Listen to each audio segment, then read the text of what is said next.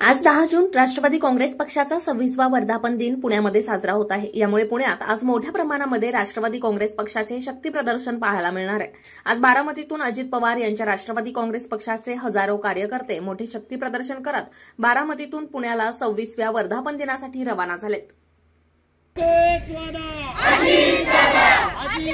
तुम आगे बढ़ो, हम तुम्हारे साथ हैं। आवाज कुणाचा?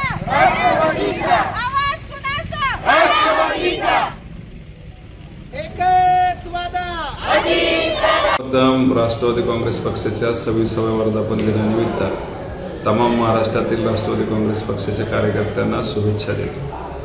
आज बारामती शहरातून 300 गाड्या पुण्याच्या दिशेने रवाना झालेल्या आहेत आणि आज शहराच्या सर्व कार्यकर्त्यांमध्ये अतिशय आनंदाचं वातावरण आहे, कारण की आपल्या पक्षाला 26 वर्ष पूर्ण झालेली आहे।